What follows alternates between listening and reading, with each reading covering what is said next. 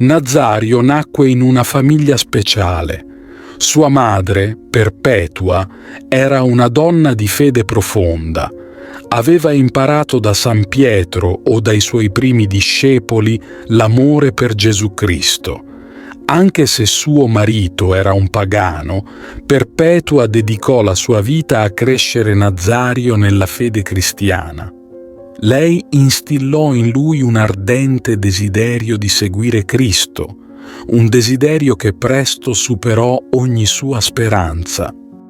Nazario diventò un giovane pieno di virtù, un esempio perfetto di cosa significa vivere una vita cristiana. Era appassionato, fervente e non poteva rimanere in silenzio.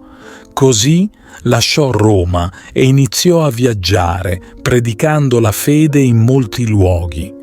Ogni passo che faceva era guidato dalla luce della sua fede e dalla forza della sua convinzione. Durante i suoi viaggi, Nazario incontrò un giovane chiamato Celso.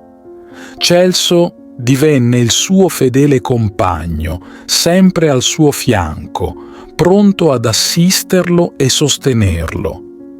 I due viaggiarono insieme, portando speranza e luce dove c'era oscurità.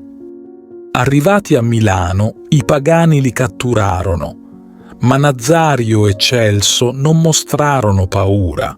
Affrontarono il loro destino con coraggio e dignità, come veri discepoli di Cristo. Furono condannati a morte e persero la testa sotto la mannaia, ma la loro fede rimase incrollabile fino all'ultimo respiro. Passarono molti anni e il ricordo dei due martiri si perse nel tempo, ma poi, un giorno, Sant'Ambrogio ricevette un'ispirazione divina. Decise di riesumare due corpi sepolti negli orti fuori città.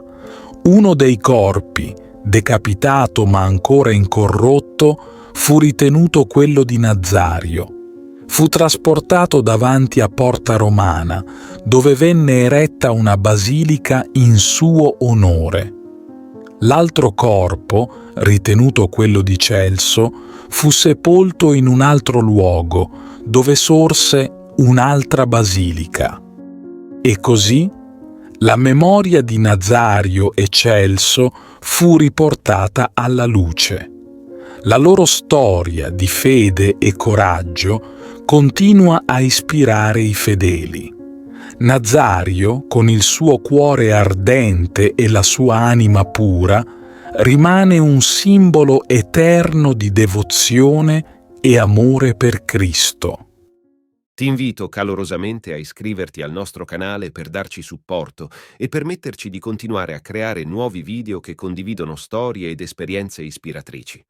La tua iscrizione è un prezioso sostegno che ci motiva a condividere più contenuti di valore e a diffondere messaggi di speranza, fede e crescita personale. Grazie di cuore.